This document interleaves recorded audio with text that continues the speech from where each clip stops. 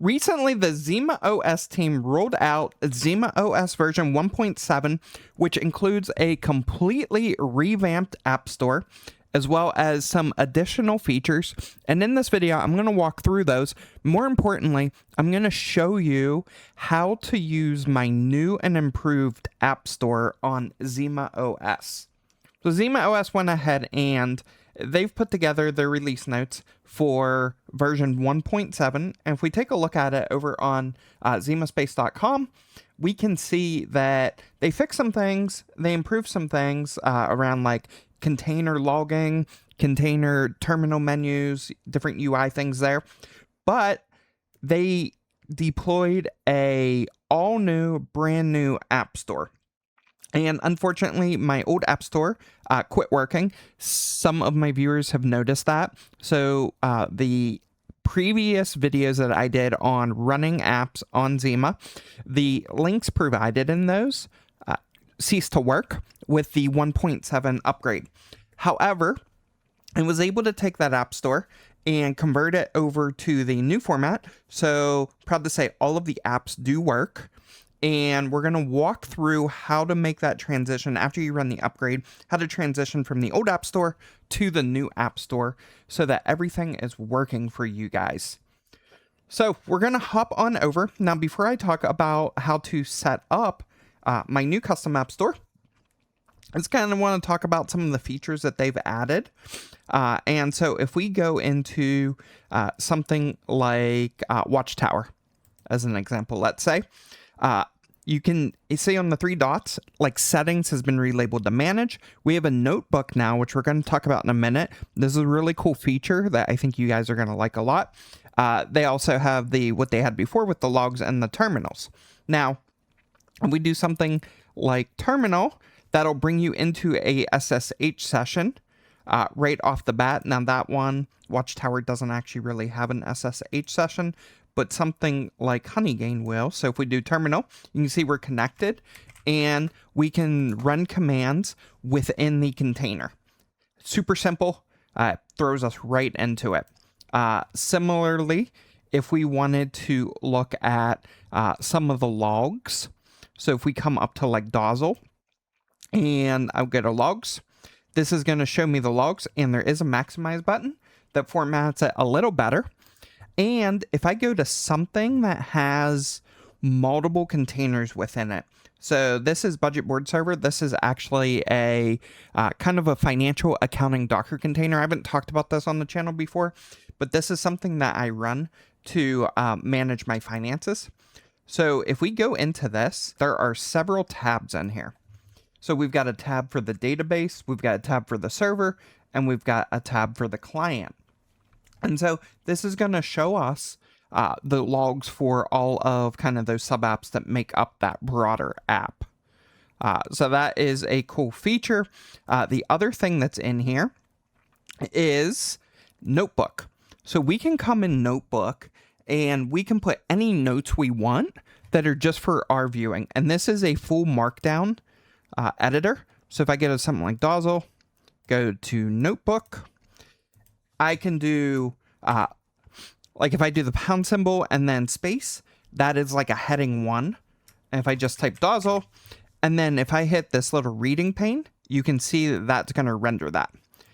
Similar if I do, like any type of formatting, if you're familiar with Markdown, you know that a hyphen in front of text gets you a bullet point. So we can put a bullet point there. So this can be super powerful when you're running like nodes, things like that, if you're going to be tweaking some of the parameters that are used to run those. So you'll notice right now on this system, I actually don't have any of the mining stuff set up. So we're going to do that. I do have Postgres already installed, but I don't have Minecraft, I don't have any nodes, anything like that. I'm going to show you just a simple example of how to get those up and running, which is the same as my other videos once you get the App Store set up. And I'll show you how you can kind of use that notebook. And then we're going to talk about one of the other changes. And we will talk about this when we are in one of those other apps. But under Manage, it looks a little bit different now. So you've kind of got the custom layout, looks a little bit different. If you want to change the icon, you can just come over here, click on this, give it a new URL. And then you've got your image. And if you toggle on this advanced, this has like your port forwarding. If you want a custom host name, if you want a custom container name, your volume mappings, these all look very similar. However, the command line, you no longer have to do a separate entry for every argument. You can just put it into one big command blob, and I'm going to show you that with the mining node apps, or the crypto node apps rather. And then scrolling down, you can also set the resource range that you want to use. So if this container, you only wanted it to use a max of like 10% of the CPU, you could set that max here. You can see I have kind of everything set here. I've got 16 gigs in this system. I have this container maxed out at 4 gigs. If I wanted to increase that, I could basically just drag this to wherever I want and allocate more available. It doesn't dedicate it to it, but it basically gives it a range of a maximum on that resource side, whether it's the CPU or the memory. We're going to go ahead and close this out. Now I'm going to show you how to do the App Store, which is probably what most of you guys are here for. And I do want to mention it is still the same GitHub. GitHub hasn't changed. However, you will notice that I now have releases over here and I have some deployments. So every time that I add an app or I make a change, there will be a new release for basically the whole App Store, and that will auto push to Zima OS. And within about 15 minutes or so, that app will be made available to you to install. Oh, it streamlines things a lot better. So we're going to pull up the App Store, and you're going to notice an all new UI. You can kind of see the category lists over here are static now. So before where I had a category of retro mic, you're not going to see that anymore, but it is still pretty seamless. So you can see I have under this community store, we're going to hit this settings. If you already see my App Store here, remove it. It may still show the V1 App Store. We want to go ahead and we want to remove that source. So we're going to click those 3 dots, remove, and then we're going to add it again. So I'm going to say add, and the URL, and I'll put this in the description below so you can just kind of copy and paste it, but it's going to be https:// the retromic.retro-mic-zima-app-store/store.json. You have to use this exact URL for it to work. We're going to say add. You can see it's going to say community store added. And you can see it's there now. And it's also going to show over here. And when you're in any of the categories, you're going to see the Zima OS App Store first. And then if you scroll down, you'll see subsequent app stores. So you can see like I got the Big Bear Zima OS App Store there. Now, if we go to the other and you can actually see mine are here as well because we're on the Alt tab. And so if you scroll down, you would see mine. If you had another app store added, you would see that below there as well. You can always click on my community store directly. So you can just click my app store here and it'll take you directly to just my apps. So nice little feature. You don't have to drill into like the drop down and find retro mic. You can just, from this view, you can just click on my app store. Super easy to get to. Then in order to install an app, it's pretty much the same thing. So you're going to see all of my apps here now. So we're going to go ahead and just do the Mining Core Web UI. You can click on it and it's going to give you a lot more information now. So you're going to kind of see that category, but it's still the same. You're going to see who the developer was and who submitted it. And if there's any type of minimum memory requirements, it's going to show you here. It's also going to show you what it thinks it's going to use from an estimated disk usage perspective. So it kind of gives you an idea. And then like was there before, you could do the custom install. You can come in here. You can toggle show advanced. And if there's any folder mappings, you're going to want to make sure you mount those correctly. So I'm going to go ahead and click on this, and I am going to map this to Mining Core. And then we are going to say install. We've got all of our other stuff here. You'll want to probably change some of these to be specific to your system. Again, we are running everything on one system. So all of this looks good. This is the IP address of my system. If your IP address is different, you'll want to change those. And we can go ahead and say install. And you can see now it's doing that install from right up here. It's going to tell you when it's done. And so you can see that it's got 100%. Now it says open. That means it is completely installed, and you can actually open it from right here. And there we can see. So we've got the web UI installed. So we're going to hop on back and let's install Bitcoin node. So we're going to click on Bitcoin. We're going to do custom installation. And we're going to toggle on advanced. We're going to scroll down. And we're going to update our folder path here. So we want data. We want node data, which is just where I put all of my files. We don't have a folder for BTC, so we're just going to say confirm here. And then at the end, we're going to do /BTC. And this is the part that's going to be different. So previously, you would have had like a separate line for each of these parameters. It's now in one big text block, which makes it super easy if you want to add or adjust anything. So like this is set to prune. If you wanted to not do pruning, then you could just remove prune. If you wanted to add it back in later, you could add it just by going to settings and managing it. We're going to leave everything else as the default, and we're going to say install.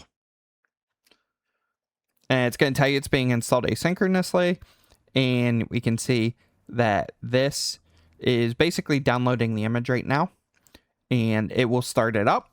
Once it gets to 100% and you see that open icon, then it means it's installed. If we pop open the settings under manage and expand the advanced settings, the one thing I want to highlight here, these commands. So as I mentioned, they are all in one text box now, but each command still needs to be on a separate line. So just keep that in mind, that the structure is still somewhat similar, just needs to be on a separate line. So if you wanted to take pruning away, you would just come here, remove that line, hit save. It'll restart the container without pruning.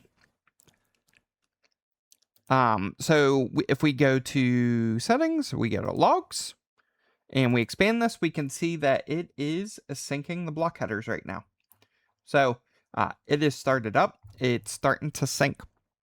Oh, that's basically how we get the node up and running. And then I was mentioning earlier about the notebook and kind of how you could leverage this. One of the ways is if you had a couple different templates that you wanted to store just from a reference point, or if you decide, hey, I want to change the parameters around, come to notebook, and in here, I could say something like baseline config, and we could do something like this. And if we look at the markdown for that, then it's going to show us all of that text, right? So we could say that is our baseline config. And I think we can just do right there. So if you do a single tilde, and then you put in the content and then a closing tilde, it kind of makes it like a code block where it puts everything on one line. The only drawback to this is when you go to copy and paste it back, you've got everything on one line. So if you wanted to separate those out, you could just do it without that. Or if you wanted line breaks left in there, you can put in those 3 tildes like I had. So we'll put the 3 back in here. And now it has them separated out. So it makes it easy to copy and paste it back. And then you could always put some separators in here. So then if we wanted like a custom config, then we would have that block in here as well. Right, so we come down and then we've got a custom config section down here. This just kind of helps you keep notes. These don't do anything other than it gives you a reference point that you can use. So if we hit save there and we go back to the notebook, you can see it's got all of those settings that we quote unquote put in there. Basically whatever text block you want. It's full markdown language, so you can put anything you want in here. But this gives you a nice reference point if you're trying to store anything that is related to that container that you want to come back to at a later point. This would be super useful with some of the parameters that you may want to tweak or just have a reference guide for. And if we open up Dozzle, we can go ahead and take a look at our BTC node, and we can see that it is syncing up. So that's all I'm going to cover in this video.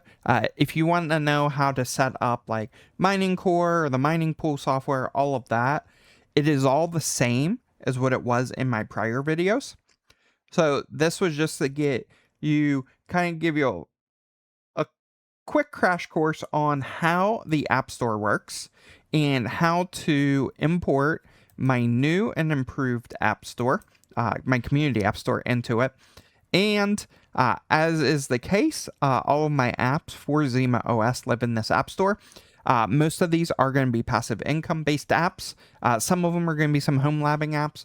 So you're going to see a lot of like cryptocurrency nodes in here. You're also going to see like some SSH utilities I may cover in the future videos.